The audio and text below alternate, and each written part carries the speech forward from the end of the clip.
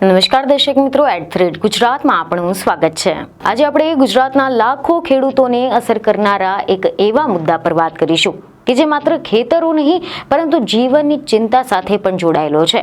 આજે અમે તમારી સામે એક એવી હકીકત લઈને આવ્યા છે કે જે ગુજરાતના ખેતરોમાં, પાકોમાં અને ખેડૂતોના હૃદયમાં એક સાથે લખાઈ રહી છે। જેમ આપણે સૌને ખબર જ છે કે ગુજરાતમાં આ વર્ષે કમોસમી વરસાદ એટલે કે માવઠાએ ખેડૂતોની મહિનાઓની મહેનતને પાણીમાં વહાવી દીધી। માવઠાએ આ વર્ષે ખેડૂતોના સપના ઉપર એવો પ્રહાર કર્યો છે કે જેની અસર માત્ર ખેતરોમાં નહીં પરંતુ રસોડાઓમાં, બજારમાં અને દરેક ગુજરાતવાસીઓના જીવનમાં દેખાઈ રહી છે। લાખો ખેડૂતોને નુકસાન, કરોડો રૂપિયાનું નુકસાન અને પછી આવે છે રાજ્ય સરકારનું 10,000 કરોડનું રાહત પેકેજ। જી હા, એવા રિપોર્ટ સામે આવ્યા છે કે રાજ્ય સરકારે ખેડૂતોને પાક નુકસાનનું વળતર ચૂકવવા માટે ₹10,000 કરોડનું રાહત પેકેજ 7 નવેમ્બરે જાહેર કર્યું હતું। સરકારે જાહેરાત કરી હતી કે ખેડૂતોને ₹22,000 પ્રતિ હેક્ટરના હિસાબે વળતર ચૂકવાશે અને ખેડૂત દીઠ મહત્તમ 2 હેક્ટર સુધીની જમીન માટે વળતર ચૂકવવામાં આવશે। એટલે કે 6.25 વીઘાએ 1 હેક્ટર થાય છે। તે હિસાબે ખેડૂતોને પ્રતિ વીઘા ₹3520 વળતર મળશે તેવી જાહેરાત સરકારે કરી હતી। માવઠા દરમિયાન રાજ્યમાં ભાવનગર અને અમરેલી જિલ્લામાં ખેતીના પાકોને સૌથી વધારે વ્યાપક નુકસાનની ફરિયાદો ખેડૂતોએ કરી હતી।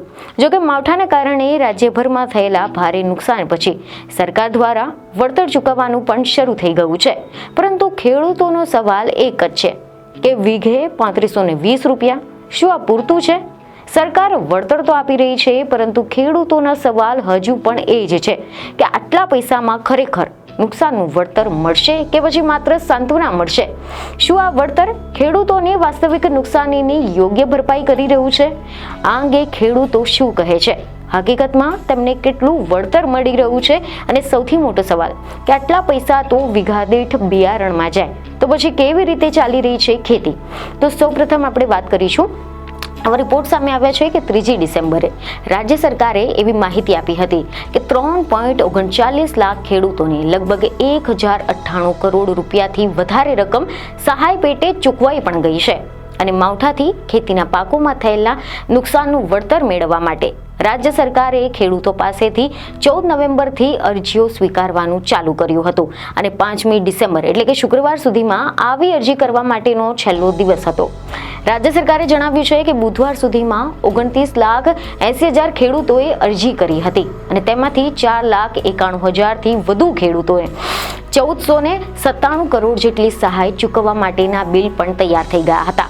સરકારે તો પ્રતિ હેક્ટર 22,000 અને મહત્તમ 2 હેક્ટર સુધીના વળતર આપવાની જાહેરાત કરી છે, જેનો હિસાબ થાય છે લગભગ વીઘે ₹3520।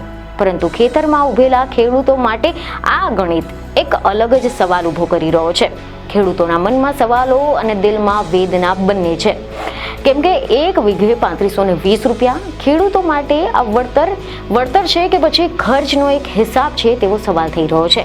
એવા અહેવાલો મળી રહ્યા છે કે અમરેલી જિલ્લાના રાજુલાથી એક ખેડૂતનું કહેવું છે કે 8 વીઘામાં મને કુલ ₹30,000 મળ્યા છે, પરંતુ વીઘા દીઠ તો માત્ર ₹3500 થયા, એટલે તો મગફળીનું બિયારણ જ થઈ જાય છે, તો પછી નુકસાનનું વળતર તો દૂરની વાત રહી। આ સિવાય ભાવનગરના જેસર તાલુકાના ખેડૂતનું કહેવું છે કે નુકસાન તો વીઘે 7,260 જેટલું થયું છે અને પછી મળ્યું શું? તેના અડધાથી પણ ઓછું।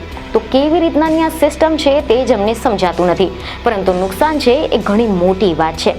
સિસ્ટમ માટે કદાચ આ એક આંકડો હશે, આ એક અંક હશે, પરંતુ ખેડૂત માટે આ પ્રશ્ન જીવન જરૂરી છે। જો કે આ માત્ર એક કે બે અવાજ નથી, આવા અવાજો આજે ગુજરાતના હજારો ખેતરોમાં ઉઠી રહી છે। આ શબ્દ માત્ર ફરિયાદ નથી, આ શબ્દો છે એક મહેનત કક્ષ ગુજરાતના ખેડૂતોના દિલની વેદના। આના ઉપરાંત ખેડૂતોનો બીજો પણ એક સવાલ છે કે અરજી પછી ચૂકવણી કોને પહેલા મળે અને કોને પછી મળે? ઘણા લોકોને લાગે છે કે ફોર્મ પહેલું ભર્યું હોવા છતાં પણ પૈસા પછીથી જમા થાય છે। જો કે આ અંગે અમરેલી જિલ્લાના ખેતીવાડી અધિકારીઓનું મીડિયા સમક્ષ કહેવું છે કે અધિકારીઓ દ્વારા ફોર્મની ચકાસણી થઈ ગયા બાદ ખેડૂતોને ચૂકવણીની કામગીરી પબ્લિક ફાઇનાન્સ મેનેજમેન્ટ સિસ્ટમ દ્વારા કરવામાં આવે છે અને આ સિસ્ટમ આધાર નંબરથી થતા ઓથેન્ટિકેશનથી લાભાર્થીઓની માહિતી અને તેમના આધાર કાર્ડ સાથે લિંક થયેલ જે બેંક ખાતા છે તેમની ચકાસણી કરે છે અને આ રીતે ખેડૂતોના ખાતામાં વળતર જમા કરવામાં આવે છે. તેમના મતે સરકારી બેંકોમાં ઓથેન્ટિકેશન ઝડપી થતું હોવાથી આવી બેંકોમાં ખાતા ધરાવતા ખેડૂતોને વળતર વહેલું મળી જાય છે, જ્યારે સરકારી બેંકોના ખાતા ધારકોને થોડી રાહ જોવી પડતી હોય છે અને ખેડૂતો આ ટેકનિકલ ભાષા સમજે કે નહીં, પરંતુ પોતાની જરૂરિયાત, પોતાનું નુકસાન એ ખૂબ જ સારી રીતે સમજતો હોય છે. જો કે આ મુદ્દો એટલો ગંભીર બન્યો છે કે હવે તો ખેતરોમાંથી બહાર આવીને રાજકીય મંચ સુધી પહોંચી ગયો છે. જી હા, મીડિયામાંથી એવા અહેવાલ સામે આવ્યા છે કે આમ આદમી પાર્ટીનો આરોપ છે કે આ પેકેજ એક કૃષિ મજાક સમાન છે.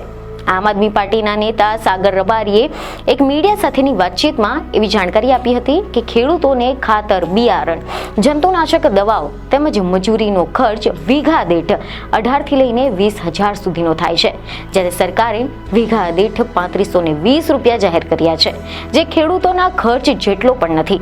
જ્યારે આમ આદમી પાર્ટીના નેતા અને વિસાવદરના ધારાસભ્ય ગોપાલ ઇટાલિયાએ 10,000 કરોડના પેકેજને કૃષિ મજાક ગણાવ્યું હતું અને હેક્ટર દીઠ 50,000 રૂપિયાની માંગ કરી હતી. તો બીજી તરફ કોંગ્રેસના નેતા પાલ આંબલિયાએ ગુજરાતના ખેડૂતોનું દેવું માફ કરવા માટે પણ માંગ કરી હતી અને એક સમયે તો પોતે જ શાસક પક્ષના નેતા આ વળતરથી નારાજ થઈને પક્ષનું સભ્યપદ પણ છોડી દીધું હતું. એવા સમાચાર સામે આવ્યા હતા કે અમરેલી જિલ્લાના સાવરકુંડલાના ભારતીય જનતા પાર્ટીના મંત્રી અને હાલ એપીએમસીના ડાયરેક્ટર ચેતનભાઈ મસાણીએ ભાજપના પ્રાથમિક સભ્યપદ પરથી રાજીનામું આપી દીધું હતું.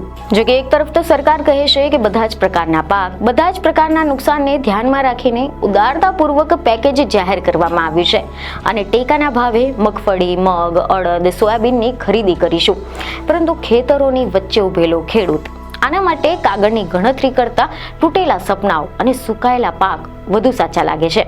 ખેડૂતોનું કહેવું છે કે વળતર મળ્યું એ તો સારું છે, પરંતુ નુકસાનનું વળતરનું શું? જે માવઠાએ લઈ લીધું એની ભરપાઈ ક્યાંથી થશે?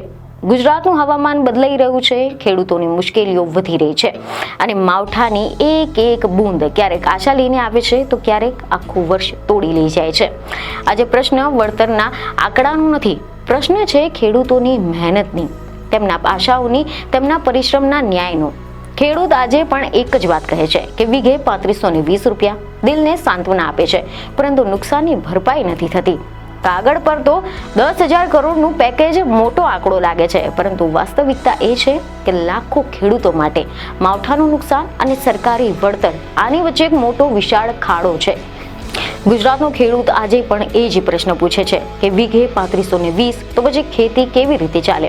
મારા નુકસાનની ભરપાઈ ક્યાંથી થાય? અને કદાચ આ જ છે ગુજરાતના ખેતરોમાંથી આજે ઉઠતી સૌથી મોટો પ્રશ્ન.